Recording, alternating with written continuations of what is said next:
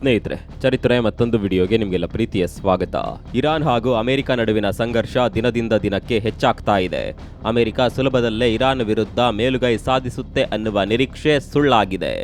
ಯಾವ ರೀತಿ ರಷ್ಯಾ ವಿರುದ್ಧ ಉಕ್ರೇನ್ ಪ್ರತಿರೋಧ ತೋರ್ತೋ ಅದೇ ರೀತಿ ಇರಾನ್ ಕೂಡ ಅಮೆರಿಕದ ವಿರುದ್ಧ ತೊಡೆ ತಟ್ಟಿ ನಿಂತಿದೆ. ಈ ಯುದ್ಧದಲ್ಲಿ ಬಹುತೇಕ ಭಾರತೀಯರು ಅಮೆರಿಕ ಕಡೆ ಇದ್ದಾರೆ. ಅದಕ್ಕೆ ಕಾರಣ ಅಮೆರಿಕದ ಮೇಲಿನ ಪ್ರೀತಿಯಲ್ಲ, ಬದಲಾಗಿ ಇರಾನ್ ಮೇಲಿನ ದ್ವೇಷ ಕಾರಣ. ಇದರ ಹಿಂದೆ ಬೇರೆ ಬೇರೆ ರೀತಿಯ ಕಾರಣಗಳಿರಬಹುದು. ಆದರೆ ಭಾರತ ಮಾತ್ರ ಈ ಯುದ್ಧದಲ್ಲಿ ಇರಾನ್ಗೆ ಸಹಾಯ ಮಾಡಿದೆ ಅಂದರೆ ನಂಬ್ತೀರಾ?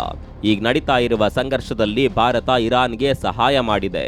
ಭಾರತ ಮಾಡಿದ ಸಹಾಯಕ್ಕೆ ಇರಾನ್ ಕೂಡ ಧನ್ಯವಾದವನ್ನ ಹೇಳಿದೆ.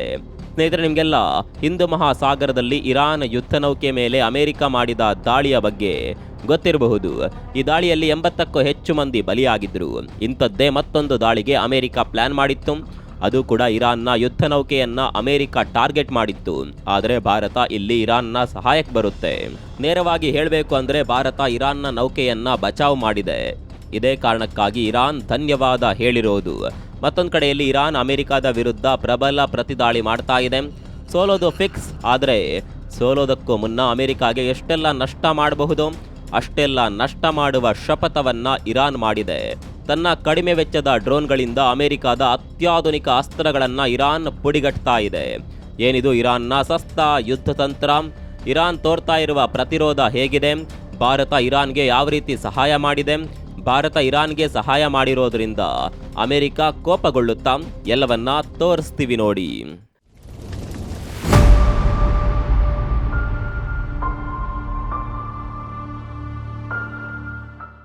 ಇರಾನ್ ಭಾರತಕ್ಕೆ ಧನ್ಯವಾದ ಹೇಳಿದೆ.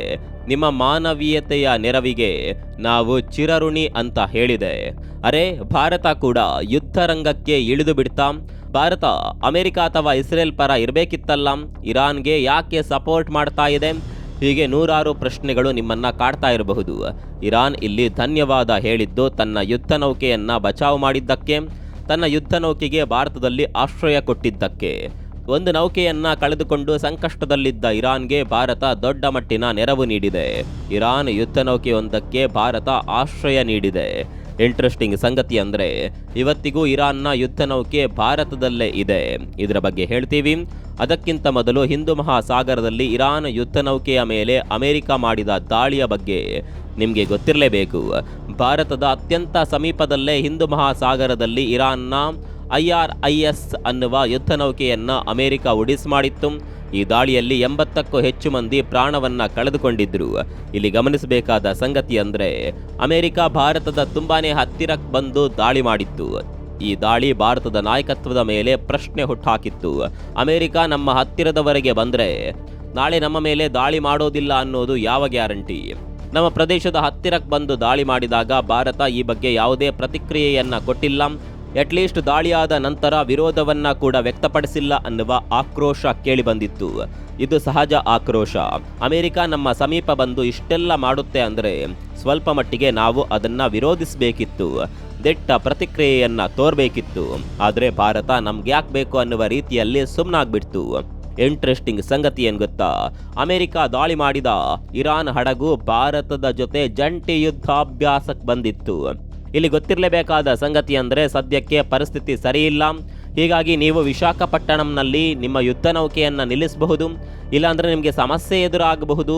ಹೀಗಾಗಿ ಪರಿಸ್ಥಿತಿ ಸಹಜ ಸ್ಥಿತಿಗೆ ಬರುವವರೆಗೆ ನಮ್ಮಲ್ಲೇ ಇರಿ ಅಂತ ಭಾರತ ಇರಾನ್ಗೆ ಮೊದಲೇ ಹೇಳಿತ್ತು. ಆದರೆ ಭಾರತದ ಆಶ್ರಯವನ್ನ ತಿರಸ್ಕರಿಸಿ ಇರಾನ್ನತ್ತ ತನ್ನ ಒಂದು ಯುದ್ಧ ನೌಕೆಯನ್ನ ಇರಾನ್ ರವಾನಿಸುತ್ತೆ.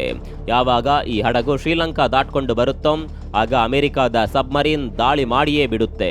ಮುಂದೇನಾಯ್ತು ಅನ್ನೋದು ನಿಮಗೆಲ್ಲ ಗೊತ್ತಿದೆ. ಇಲ್ಲಿ ಗಮನಿಸಬೇಕಾದ ಸಂಗತಿ ಅಂದರೆ ಇರಾನ್ನ 2 ಯುದ್ಧ ನೌಕೆಗಳು ಭಾರತಕ್ಕೆ ಬಂದಿದ್ದವು. ಅದರಲ್ಲಿ ಒಂದರ ಮೇಲೆ ದಾಳಿಯಾದಾಗ ಇರಾನ್ ಭಾರತದ ಆಶ್ರಯ ಕೇಳುತ್ತೆ. ಭಾರತ ಕೂಡ ಆಗೋದಿಲ್ಲ ಅಂತ ಹೇಳೋದಿಲ್ಲ. ಹೀಗೆ ಭಾರತಕ್ಕೆ ಬಂದಿದ್ದ ಇರಾನ್ನ ಇನ್ನೊಂದು ಯುದ್ಧ ನೌಕೆ ಇವತ್ತಿಗೂ ಕೊಚ್ಚಿಯಲ್ಲಿ ನಿಂತಿದೆ. ಪರಿಸ್ಥಿತಿ ಸಹಜ ಸ್ಥಿತಿಗೆ ಬರುವವರೆಗೂ ನಮ್ಮಲ್ಲಿ ನಿಮ್ಮ ಯುದ್ಧ ನೌಕೆ ನಿಲ್ಲಿಸಬಹುದು ಅಂತ ಭಾರತ ಇರಾನ್ಗೆ ಅಭಯ ನೀಡಿದೆ. ಇದೇ ಕಾರಣಕ್ಕಾಗಿ ಇರಾನ್ ಭಾರತಕ್ಕೆ ಧನ್ಯವಾದ ಹೇಳಿರೋದು. ಈ ಬಗ್ಗೆ ಭಾರತ ಕೂಡ ಪ್ರತಿಕ್ರಿಯೆ ನೀಡಿದ್ದು, ಮಾನವೀಯತೆಯ ನೆಲೆಯಿಂದ ನಾವು ಇರಾನ್ಗೆ ಸಹಾಯ ಮಾಡಿದ್ದೇವೆ ಅಂತ ಭಾರತದ ವಿದೇಶಾಂಗ ಸಚಿವ ಜೈಶಂಕರ್ ಹೇಳಿದ್ದಾರೆ. ಅದರಲ್ಲೂ ಈ ನೌಕೆ ಭಾರತಕ್ಕೆ ಬಂದಿದ್ದು ಯುದ್ಧಾಭ್ಯಾಸಕ್ಕಾಗಿ. ಹೀಗೆ ಬಂದ ನೌಕೆಗಳು ಸಂಕಷ್ಟದಲ್ಲಿದ್ದಂತ ಸಂದರ್ಭದಲ್ಲಿ ನಾವು ಅವರ ನೆರವಿಗೆ ಬರೋದು ಒಂದು ರೀತಿಯ ಕರ್ತವ್ಯ. ಭಾರತ ಇಲ್ಲಿ ಕೆಲವೊಂದು ಷರತ್ತುಗಳನ್ನ ಕೂಡ ಹಾಕಿತ್ತು. ನಮ್ಮಲ್ಲಿರೋದಕ್ಕೆ ಯಾವುದೇ ಸಮಸ್ಯೆ ಇಲ್ಲ, ಆದರೆ ಯುದ್ಧಕ್ಕೆ ನಮ್ಮ ನೆಲವನ್ನ ಬಳಸಿಕೊಳ್ಳುವಂತಿಲ್ಲ ಅಂತ ಮೊದಲೇ ಭಾರತ ಹೇಳಿತ್ತು. ಇರಾನ್ ಕೂಡ ಅದಕ್ಕೆ ಸಮ್ಮತಿಸಿತ್ತು. ಒಂದು ವೇಳೆ ಇರಾನ್ ತನ್ನ 2ನೇ ಯುದ್ಧ ನೌಕೆಯನ್ನ ಕೂಡ ಭಾರತದಿಂದ ರವಾನೆ ಮಾಡುವ ಪ್ರಯತ್ನ ಮಾಡಿದ್ರೆ ಖಂಡಿತವಾಗಿಯೂ ಆ ಯುದ್ಧ ನೌಕೆಯನ್ನ ಕೂಡ ಅಮೆರಿಕ ಮುಳುಗಿಸ್ತಾ ಇತ್ತು. ಏನೇ ಆದರೂ ಭಾರತ ಇಲ್ಲಿ ಸರಿಯಾದ ಕೆಲಸವನ್ನೇ ಮಾಡಿದೆ. ಕಷ್ಟದಲ್ಲಿರುವವರಿಗೆ ಸಹಾಯ ಮಾಡೋದು ಮಾನವೀಯತೆಯ ಗುಣ. ಆಗ ನೋಡ್ಲಿಕ್ಕೆ ಹೋದರೆ ಅಮೆರಿಕಕ್ಕಿಂತ ಇರಾನೇ ನಮಗೆ ಮುಖ್ಯ. ಇನ್ನು ರಷ್ಯಾ ಹಾಗೂ ಉಕ್ರೇನ್ ಯುದ್ಧದಲ್ಲಿ ಯಾವ ಸನ್ನಿವೇಶ ಸೃಷ್ಟಿಯಾಗಿತ್ತೋ ಅದೇ ಸನ್ನಿವೇಶ ಈಗ ಅಮೆರಿಕ ಹಾಗೂ ಇರಾನ್ನ ನಡುವಿನ ಕದನದಲ್ಲಿ ಆಗಿದೆ. ರಷ್ಯಾ ಉಕ್ರೇನ್ ಮೇಲೆ ದಾಳಿ ಮಾಡುವಾಗ 1-2 ವಾರದಲ್ಲಿ ಈ ಯುದ್ಧ ಮುಗಿದು ಹೋಗುತ್ತೆ ಅಂತ ಇಡೀ ಜಗತ್ತು ಅಂದುಕೊಂಡಿತ್ತು. ಕಾರಣ ರಷ್ಯಾ ಬಲಿಷ್ಠ ದೇಶ, ಉಕ್ರೇನ್ ಗುಬ್ಬಚ್ಚಿ ಗಾತ್ರದ ದೇಶ. ಯಾವ ಆ್ಯಂಗಲ್ನಲ್ಲಿ ನೋಡಿದ್ರೂ ಉಕ್ರೇನ್ ರಷ್ಯಾ ವಿರುದ್ಧ ಗೆಲ್ಲೋದಕ್ಕೆ ಸಾಧ್ಯವಿಲ್ಲ. ಆದರೆ ಈ ಯುದ್ಧ ಇಲ್ಲಿವರೆಗೂ ನಡೀತಾ ಇದೆ, 4 ವರ್ಷಗಳು ಆಗ್ತಾ ಬರ್ತಾ ಇದೆ. ಆದರೆ ಯುದ್ಧ ಮಾತ್ರ ನಿಂತಿಲ್ಲ. ಉಕ್ರೇನ್ ವಿರುದ್ಧ ಗೆಲ್ಲೋದಕ್ಕೆ ರಷ್ಯಾಗೆ ಆಗ್ಲೇ ಇಲ್ಲ. ಈಗ ಇರಾನ್ ಹಾಗೂ ಅಮೆರಿಕ ವಿಚಾರದಲ್ಲಿ ಹಾಗೆ ಆಗುವ ಲಕ್ಷಣಗಳು ಕಾಣಿಸ್ತಾ ಇದೆ. ಯುದ್ಧ ಆರಂಭವಾದಾಗ ಅಮೆರಿಕ ಗೆದ್ದಾಗಿತ್ತು, ಇರಾನ್ ಕತೆ ಮುಗೀತು ಅಂತ ಎಲ್ಲರೂ ಅಂದುಕೊಂಡಿದ್ರು. ಆದರೆ ಅಂದುಕೊಂಡಂತೆ ಯಾವುದೂ ಆಗ್ಲೇ ಇಲ್ಲ. ಇರಾನ್ ಪ್ರಬಲ ಪ್ರತಿರೋಧವನ್ನ ತೋರ್ತಾ ಇದೆ. ಅದರಲ್ಲೂ ಇರಾನ್ನ ಅಗ್ಗದ ಡ್ರೋನ್ಗಳು ಅಮೆರಿಕದ ಸಾವಿರಾರು ಕೋಟಿ ಬೆಲೆ ಬಾಳುವ ಅಸ್ತ್ರಗಳನ್ನ ಧ್ವಂಸ ಮಾಡ್ತಾ ಇದೆ. ಇರಾನ್ ಶಾಹೇದ್ ಕ್ಷಿಪಣಿಗಳನ್ನ ಅಮೆರಿಕದ ಮೇಲೆ ದಾಳಿ ಮಾಡೋದಕ್ಕೆ ಬಳಕೆ ಮಾಡ್ತಾ ಇದೆ.